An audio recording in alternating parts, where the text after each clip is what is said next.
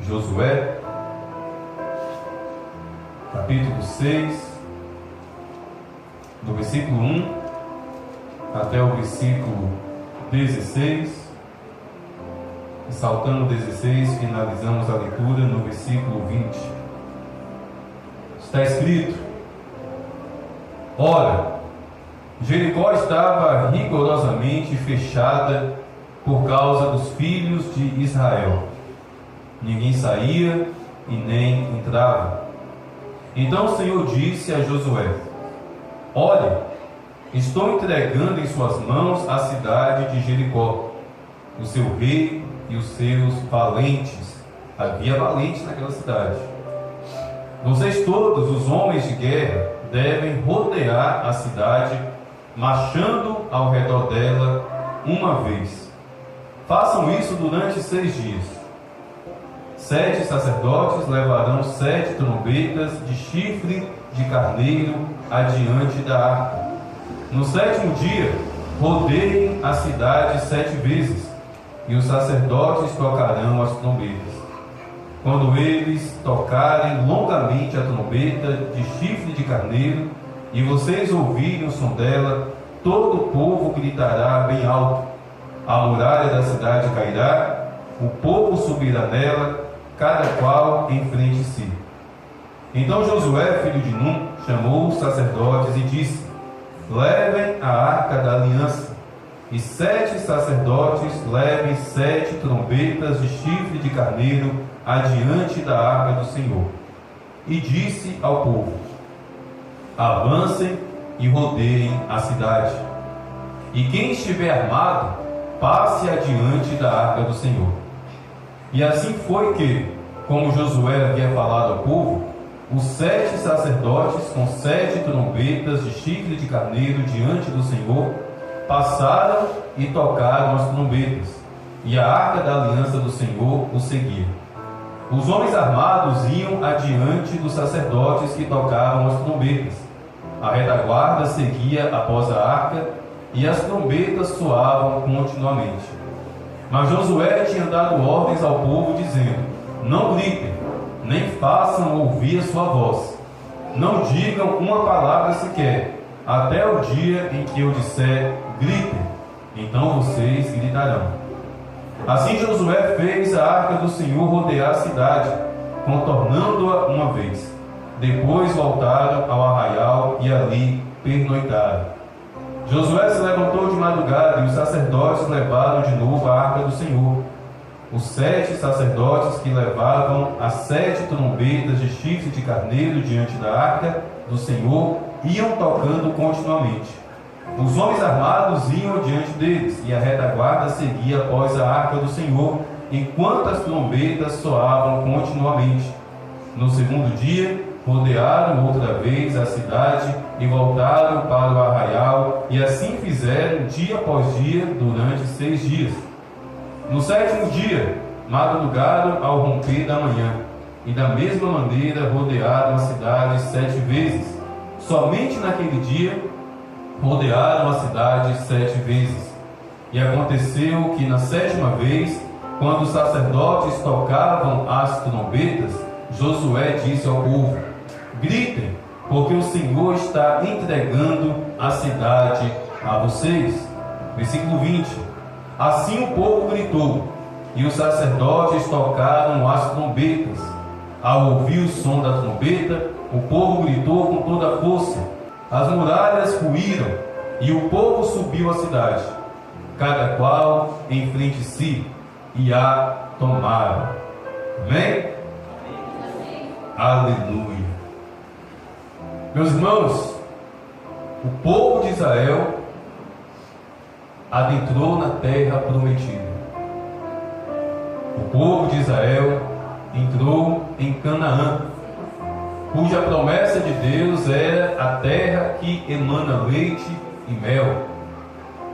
Após mais de 400 anos aprisionados ali no Egito, sendo humilhados, com braço forte e mão poderosa, através de Moisés, Deus libertou aquele povo daquela escravidão, e durante 40 anos, debaixo da mão poderosa do Senhor, Moisés conduziu aquele povo no deserto, caminhando, marchando, vencendo inimigos na travessia do deserto, sendo repreendidos e exortados por Deus na travessia do deserto. Durante 40 anos eles marcharam até que chegaram ao lugar onde de longe já dava para avistar a terra prometida, Canaã. Moisés não entrou na terra prometida. Ele subiu ao monte em obediência ao Senhor, e Deus disse: olhe para onde a sua vista alcançar, essa é a terra da promessa, essa é a Canaã, mas você não vai entrar nela, você ficará nesse monte, eu irei te recolher. E assim Deus o fez. Deus recolheu Moisés ali no monte. Ele apenas viu, mas ele não entrou. Eu acredito que ali, por mais que exista conflitos teológicos, Deus puniu Moisés, Deus castigou Moisés, porque Moisés bateu na rocha 2 vezes. Eu prefiro acreditar, meus irmãos, que Deus estava dando uma aposentadoria divina para Moisés, que o velho estava cansado. Foram 40 anos aturando o povo rebelde. Naquela altura ele já estava com 120 anos. Então eu prefiro enxergar dessa maneira: vem para meu descanso, Moisés. Você fez um bom trabalho, você foi fiel, você foi um homem de Deus. Que profeta, não há profeta como você, Moisés, que falava comigo face a face, que ouvia minha voz face a face.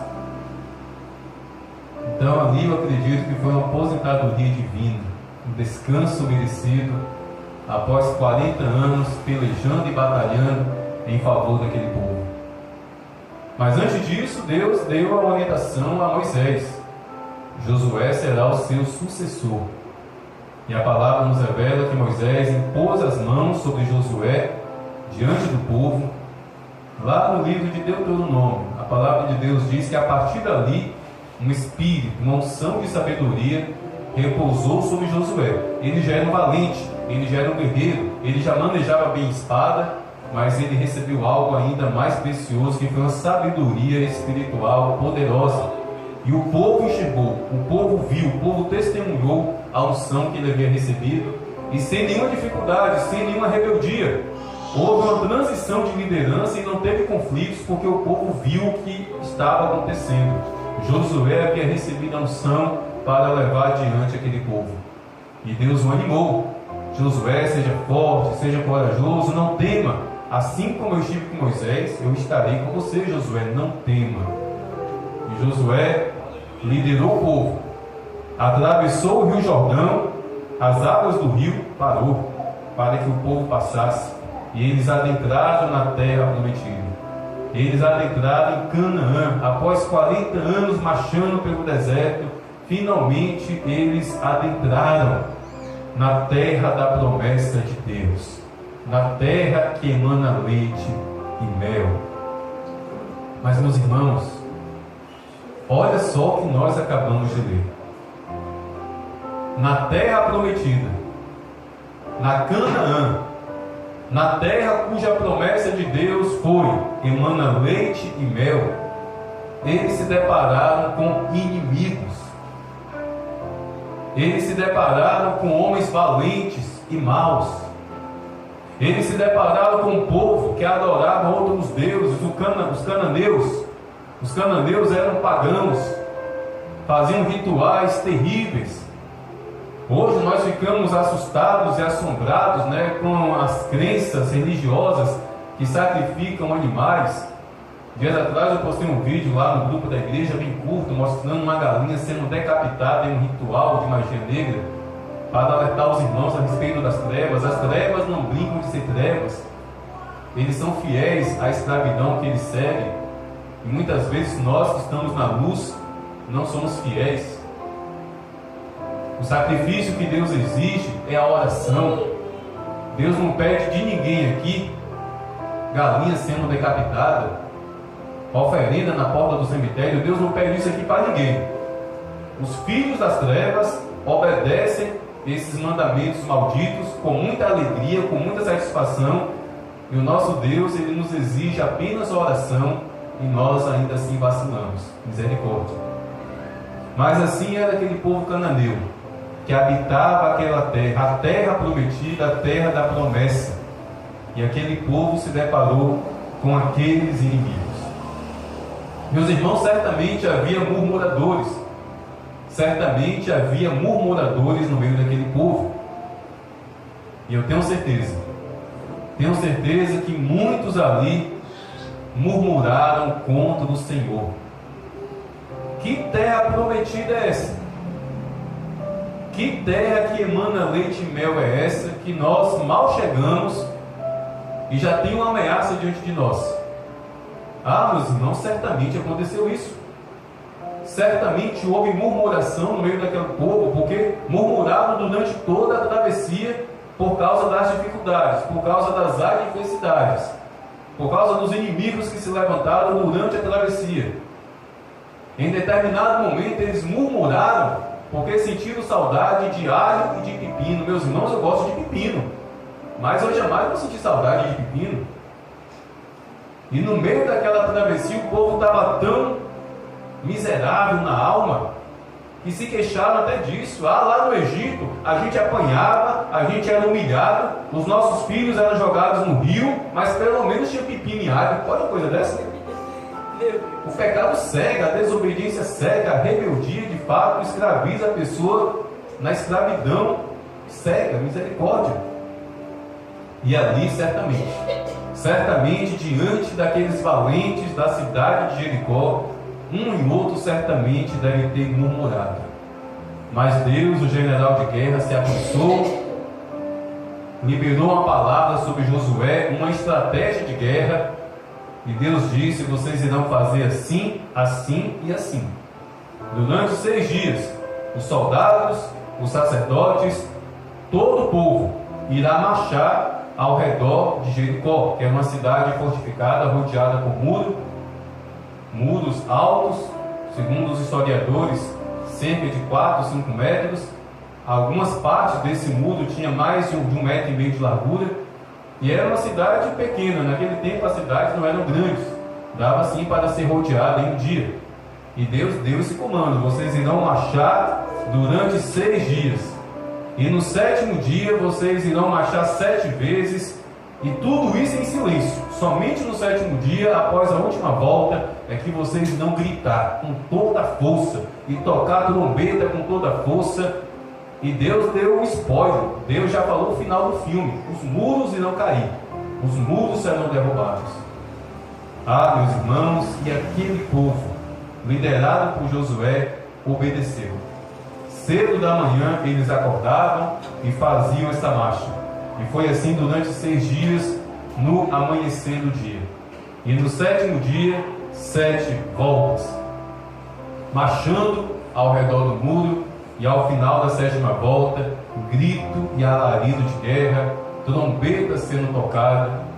E aquele povo viu o poder de Deus. Aquele povo viu o poder de Deus estremecer aquelas ruínas e vieram abaixo. Louvado seja Deus, exaltado seja o Senhor, que ainda hoje derruba muros, ainda hoje destrói fortalezas. Mas, meus irmãos, fiquemos nessa reflexão. A terra da promessa, a terra da bênção, continuou sendo para aquele povo luta, batalha e guerra. Continuou sendo para aquele povo que 40 anos enfrentou adversidades. Mesmo eles já estando dentro da terra prometida, eles continuaram enfrentando adversidades. E a continuidade do livro de Josué vai nos revelar que houve outras batalhas. Mais e mais batalhas após essa surgiu. Porque, meus irmãos, nós não podemos vacilar. Meus irmãos, uma vez segurando a espada, segurando o escudo, não podemos baixar a espada, não podemos baixar o escudo. Satanás muitas vezes se aproveita, meus irmãos, daquele nosso momento de euforia espiritual. Como assim, pastor? A pessoa recebeu uma bênção, a pessoa recebeu uma resposta de Deus, e essa pessoa começa a se alegrar, começa a cantar louvores, começa a testemunhar por onde ela passa, ela testemunha. mas a pessoa está tão eufórica espiritualmente nessa alegria que ela se esquece que a guerra continua. Meus irmãos, uma batalha vencida não significa guerra terminada. Existe batalha e existe guerra. A batalha é do dia a dia. A guerra é até a volta de Cristo. Não se contente com a batalha que você venceu.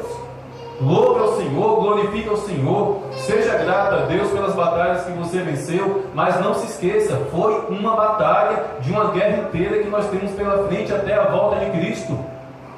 Nós estamos em guerra, meus irmãos. Todas as guerras nesse mundo acabam. Todas as guerras que já existiram no decorrer da história do mundo, da humanidade, teve início e teve fim. A Primeira Guerra Mundial durou quase 5 anos, mas acabou. A Segunda Guerra Mundial foi pouco mais de 4 anos, mas também acabou. Vietnã, Iraque, Afeganistão, a guerra atual que está acontecendo, Estados Unidos, Israel contra o Irã, vai ter um fim. Todas as guerras nesse mundo, travadas no plano material, têm início, meio e fim. A nossa guerra espiritual não. As nossas batalhas têm fim. Eu já venci muitas batalhas no nome do Senhor Jesus. Certamente você já venceu muitas batalhas no nome do Senhor Jesus. Mas nós não podemos cair no engano de que batalha vencida é guerra terminada, porque não é. A guerra só irá terminar quando os nossos ouvidos ouvirem: vinde a mim, benditos do meu Pai. Quando vocês ouvirem isso, quando nós ouvirmos esse chamado de Jesus Cristo nas nuvens, aí sim a guerra será findada, porque Satanás será esmagado debaixo dos nossos pés e será lançado no lago de fogo. Mas antes disso, meus irmãos, é uma batalha espiritual após a outra, e é o que esse povo aqui aprendeu. Talvez a maioria deles, talvez todos eles, exceto Josué. Josué tinha discernimento espiritual, ele recebeu sabedoria de Deus, então ele não foi pego desprevenido. Mas talvez, tirando Josué, todo o povo acreditou que atravessando o Rio Jordão seria sombra e água fresca, seria deitada numa rede o dia inteiro. Não, meus irmãos, é uma batalha após a outra. Por isso temos que ficar vigilantes. O Wallace, a Lani, direção de Deus para vocês, continue marchando. A terra prometida está ganhando forma. O estabelecimento será inaugurado. A família está sendo consolidada por Deus. Em breve haverá um casamento. A terra prometida é Canaã na vida de vocês. Mas não pare de marchar, não. Não pare de marchar, porque uma batalha vencida não significa guerra terminada. Temos que entender isso, meus irmãos. Temos que entender isso. Quando a palavra de Deus diz que Deus não dorme, que Deus não cochila, é a respeito da bondade, da misericórdia, da compaixão, da proteção dele. Deus não dorme, Deus não cochila, continuamente Ele está derramando sobre nós todas as dádivas, todas as virtudes, os atributos que Ele possui. Mas entenda, não que Satanás seja igual a Deus, ele nunca será, mas Satanás é espírito. Satanás também não dorme. Os demônios também não dormem. Dia após dia, minuto após minuto, das 24 horas, planos, projetos contra a minha alma e contra a sua alma são travados, são planejados, são arquitetados. Satanás não dorme. Satanás sempre está em guerra contra os filhos de Deus. Um dia a guerra de Satanás foi contra Deus lá no céu, mas ele levou uma surra. Ele apanhou, ele foi derrotado, ele foi expulso juntamente com seus anjos. Se tornou Satanás, seus anjos se tornaram demônios. Mas hoje a guerra de Satanás não é mais contra Deus, porque quem apanha uma vez não encara de novo mais não. Certa vez, quando eu estava na treva e na escuridão, alguém esbarrou em mim. Alguém esbarrou nas minhas costas e, naturalmente, um reflexo natural, eu dei uma cotovelada. Nessa pessoa que eu nem vi quem foi. Segundos depois, Vi só uma mão de todo o tamanho fechado, a me encostar de mim, toma na cara. Ah, meus irmãos, quem disse que eu olhei para trás? Olhando para frente, eu estava, bum! Vai saber quem me bateu. Pelo tamanho da mão, devia ser um trem grandão, um cara grandão. Mas naquela mesma noite, tudo foi colocado assim os panos quentes. Conheci o camarada, até uma pessoa próxima a mim. No calor do momento, ele me empurrou, revidei. E ele foi covarde, me bateu pelas costas. Mas o mesmo é Satanás, meus irmãos. A sua que Satanás levou foi uma sua tão bem dada, foi um soco tão bem dado, que ele nem sequer cogita encarar Deus de novo. Porque nem foi necessário Deus ser levantado do trono para guerrear contra ele. Foi Miguel e seus anjos. Imagine se fosse Deus. Mas hoje, Satanás se volta contra nós, os filhos de Deus. A guerra de Satanás, meus irmãos, é contra mim, contra você, que estamos nos esforçando para viver uma vida na presença de Deus. Porque Satanás sabe que essa é a forma de atingir o coração de Deus.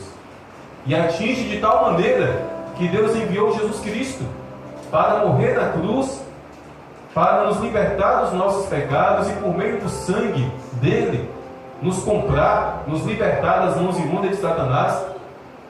Deus se importa tanto conosco que não poupou o seu único filho para nos libertar do pecado de Satanás, meus irmãos, porque sim, toda a aflição que Satanás causa a um homem, a uma mulher, em especial pela sua igreja, entristece o coração de Deus. Então Satanás sabe disso.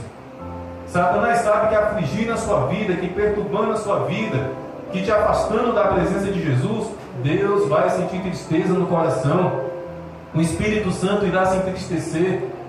Por isso estejamos atentos, estejamos sóbrios, estejamos vigilantes, nos revestindo do Senhor e da força do poder dele, tomando toda a armadura de Deus, porque a nossa luta é contra Satanás e seus demônios, a nossa batalha é contra Satanás e seus demônios, a nossa guerra é contra Satanás e seus demônios, e nessa guerra haverá muitas batalhas. Que venhamos vencer batalhas no nome de Jesus, que venhamos nos alegrar, pular de alegria, testemunhar aqui na igreja, mas nunca se esquecendo que a guerra continua. Louve, glorifique, se alegre e testemunhe, mas no minuto seguinte está repreendido Satanás, está repreendido demônios. Eu não vou baixar minha guarda, eu não vou me distrair. Eu sou um valente, eu sou um guerreiro, uma guerreira do Senhor. Continuarei guerreando e batalhando, batalha após batalha, neste mundo tenebroso. Amém? Sejamos como esse povo, que mesmo na terra da bênção, não se distraiu, mas continuaram em formação de batalha, guerreando e batalhando, dia após dia. Assim seja a minha vida, assim seja a tua vida, que assim seja a Igreja Pentecostal Nova Jerusalém. Amém?